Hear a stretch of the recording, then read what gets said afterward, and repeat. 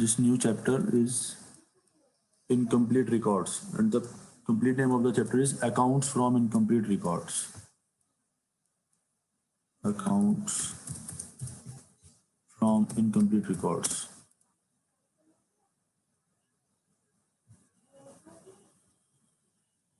So accounts from incomplete records means that our records are incomplete, the information is not properly available, and we are trying to prepare final accounts from such incomplete records. That is the meaning of this chapter. That if your informations are not complete, sometimes what happens in very small business, they record only key informations which are required to be kept for their own personal purposes. Like you can imagine about a very small shopkeeper or small retailer in your locality. He will not be maintaining all the books of accounts. He will be maintaining records only for the essential transactions. Like if he have borrowed from someone or if he has given some credit to someone, only such type of transactions he will be recording. So now he is not having complete records, complete information. Now how you will be arranging the things and you will be preparing his final accounts. So meaning of accounts from incomplete record is accounting records which are not prepared in accordance with the principles of double entry system are known as incomplete records, where you have not passed proper journal entries. You have just noted down somewhere in a proper manner, in a particular manner you are noting, but you are not passing journal entries according to the principles of double entry system, which account should be debited or which account should be credited. Then it refers to maintaining only those records which are essential. So the shopkeeper or the businessman will not be maintaining each and everything. He will be focusing on the things which are essential to be maintained. And the most essential thing is that if you have borrowed from someone, or if you have given money to someone or credit to someone, that is essential to be kept, because you need to remember these things for future transactions. Then second is features. What are the features? So maintenance of personal accounts only. Already I told that they will be recording only for the transactions in which they are borrowing or they are giving credit to someone. They are lending to someone. So obviously these all are personal accounts. Either they will be your creditors or they will be your debtors. So these are only maintained. And one more, you can see cash book is maintained. So some sort of cash balance will also be there. So they will also be maintaining a cash book. But major part will be of personal accounts only. They will not record their assets or their expenses that much. Now next feature is maintenance of cash book. So obviously at least they will be maintaining their cash book, because in business two things are very important. One is your stock and one is cash book, or you can say cash balance. So most of the businessmen reconcile their stock and cash in the evening at the time of closing its business. So if somehow in many business stock is also not possible to check every day. Like you can see the Kiryana shop in your locality, it has hundred of items in its shop. Now it is not possible to check the stock of these 100 items on a daily basis. But cash should be checked each and every time. Cash should be checked on daily basis. So cash book will help to check its cash balance. Cash book will help to check its cash balance. Then third point is dependence on original vouchers. See, one are accounting vouchers, one are original vouchers. Original vouchers are actually, you can say the other name of original vouchers is source vouchers, that you have studied in one of the chapters. And source vouchers are also known as source documents. Chapter number 8 was there, source documents. So what is source voucher? Like if you are purchasing goods, you will be getting a bill that you have purchased this much quantity at this rate, and that's why the amount will be this. who is the supplier, what is the quantity, what is the date of the transaction, what is the rate, what is the discount, what is the final price, final amount. Many information will be there in that bill. So you will be getting a bill at the time of purchase. So on that means the businessman will not record that purchase even anywhere. What he will do, he will keep that bill in a file. And suppose his system is that whatever goods he is purchasing today, after 7 days he will be making the payment for it, or after 15 days or 1 month he will be making the payment for it. So he will decide a date for that, that on this date I will be paying its money, and according to that he will be paying the bill. And on that bill he will be mentioning the date of payment, that I have paid this bill on this date. So means he will be conducting each and everything only on the basis of such documents, such source documents which he is getting in his business. Next is lack of uniformity. So no uniformity is there, like in double entry system, whatever you are learning since last 5-6 months, you will be recording each and every transaction in a systematic manner, in a complete manner, according to the principles of double entry system. First, you will be preparing your journal or subsidiary books or cash book. Then afterwards, that transaction will be posted in the ledger accounts. Then ledger account balances will be calculated and trial balance will be prepared.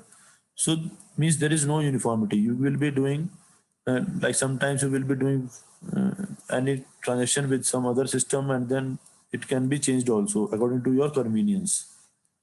Sometimes you will be writing this information on a paper. Sometimes you are noting it in some diary. So no uniformity is there. Then suitability. Now, to which type of businessman this incomplete records will suit? Obviously, in companies, it is not possible that you will be doing accounting in such manner that your accounts will always be incomplete, or you will not be maintaining proper books of accounts. This is only possible in case of very small business. First thing, this system will be suitable only and only in the case of either proprietorship, where you are not supposed to disclose anything to anyone. It is not a compulsion on you that you have to disclose your financial information to anyone. Also, there is no compulsion on maintenance of books of accounts. So in case of proprietorship, or sometimes in case of partnership also, it is possible to maintain accounts through this system. Sometimes the system is also called single entry system. However, we are learning in our syllabus the accounts from double entry system. But sometimes it may happen that you in partnership or proprietorship, you are keeping your accounts according to a different system as per your convenience. Then preparation of final accounts. So in double entry system, you know that you are learning preparation of final accounts since last 2 months.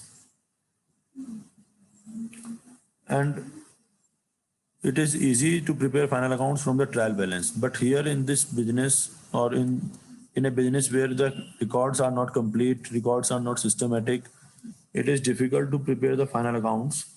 And final accounts can be prepared only after estimating all the values which we require for the preparation of final accounts. We have to estimate each and every value.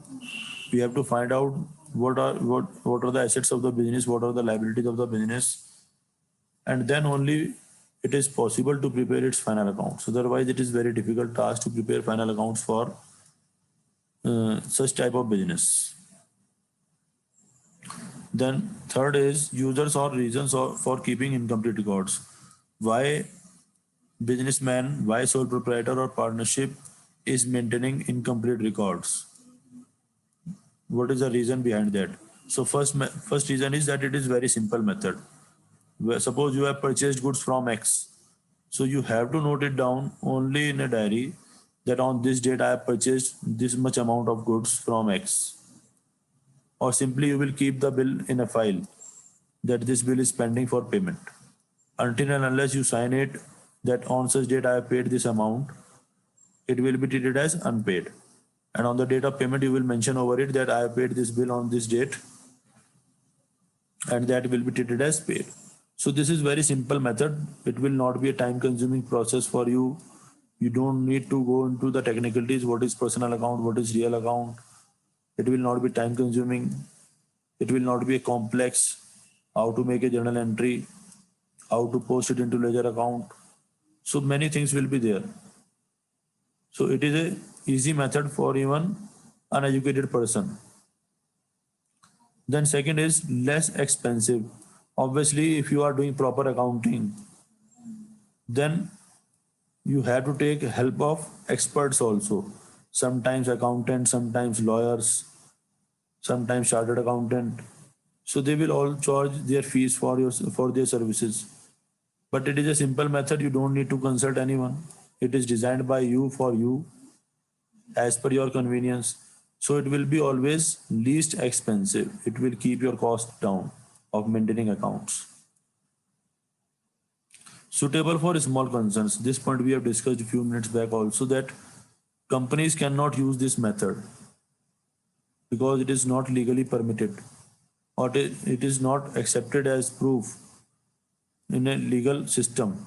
So it is only suitable for small concerns because these are uh, either it can be sole proprietor or partner. So they are not required to disclose their profit or their accounting information to anyone. So they can maintain this such type of records for their convenience. Easy to calculate profit or loss. Obviously, in this system, you can calculate your profit or loss easily with the help of some estimates. Because suppose in the starting you were having 1 lakh rupees, now you are having 1,20,000 rupees. That means that you have earned 20,000 since beginning. So there is no classification of direct or indirect expenses. There is no classification of gross profit or net profit. There is no classification of fixed assets or current assets. No classification is there. So that's why the technical part of accounting has been removed from this system. And it is flexible method. As and when you feel free, and whatever the way you decide to record or not to record anything, to maintain anything, any transaction, that is as per your discretion. So that's why it is a flexible method. It keeps on changing also. Defects or limitations of keeping incomplete records. So now what are the drawbacks of incomplete records? First drawback is preparation of trial balance not possible. So obviously when you are not maintaining, you are not recording each and every transaction, you are not maintaining proper books of accounts, then you will not be getting, many accounts are there which you have not maintained even. So you will not be able to prepare a trial balance and you will not be able to check accuracy of your accounts. Then second is incomplete records, incomplete and unscientific system. Obviously, sometimes you are recording, sometimes you are not recording, sometimes you are recording in one manner, sometimes you are recording in another manner. So it is not a systematic way to keep the records, and it will always remain incomplete. Sometimes you will forget to record, sometimes you will forget to mention. Then third is true profit or loss cannot be ascertained. So you cannot ascertain your true profit or loss. Why you cannot ascertain your true profit or loss? Because as you have done in the previous chapter, some transactions were unrecorded at the end of the year also. You have recorded that transaction first, you have adjusted your final accounts even for the amounts which you have prepaid, even for the amounts which were not paid but which were due for payment. You are recording depreciation also, you are making provisions also for the bad debts coming in future. So lot of things you are doing in your profit and loss account only and only for the purpose of calculation of your true profit. But here even the records are not kept proper. All the things are based on estimates only. That's why it is difficult to calculate true profit or loss. However, you will be able to calculate a profit or loss. You will be able to estimate that, but you cannot say that it is my true profit or loss. Difficulty in preparing balance sheet. As you don't have record of each and every transaction, what asset you have purchased, what asset you have scrapped, lot of things are there. You are not recording depreciation in the business, so it is very difficult. You don't have any most of the balances you are not having. You are having only personal account balances, but for balance sheet purpose you need to have real account balances also. Only then you will be able to prepare your balance sheet. Now when you are not maintaining any real account, you will be writing estimated amounts in the balance sheet. No control on assets because you don't have a proper balance sheet, so you will not be able to control properly your assets. You will miss some of the assets in your balance sheet and you may lose them also. So you don't have that much control over your assets. Even sometime your cash balance will also not match. There will be some difference also. So it may be that you have paid cash to someone but you forget, or it may be that you have received cash from someone but you forget. No recognition in the assessment of income tax and sales tax. So this sort of accounting, this sort of records are not approved by the Income Tax or Sales Tax Act. They need proper records. So this system is not approved by income tax. Unsuitable for planning and control. So because you are not able to record properly the transactions in your business, how you will be able to plan the things when you don't have complete information? You will not be able to plan properly. And because you don't have proper plans, you don't know how much sales I do in a month. You don't know how much sales I had made last year in this particular month. What is the track record of my business, whether I'm growing or I'm going down. So you will not be able to control anything in the business because you don't know what was the level, what was the previous level of my expenses, now what is the current level of my expenses or my incomes. So that is difficult to control them. Difficulty in comparative study, you will not be able to compare your financial position with the previous financial position you were having 5 years back, 10 years back, because you don't have proper records for that. Proper valuation of assets not possible at the time of sale of business. So when you are selling your business, if suppose you are selling your business, first thing that you should know the value of your business. How much value of assets I am giving, how much value of liabilities I am giving, what should be the value which I should receive from the buyer of my business.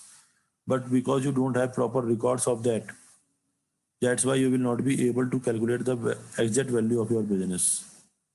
Internal checks not possible.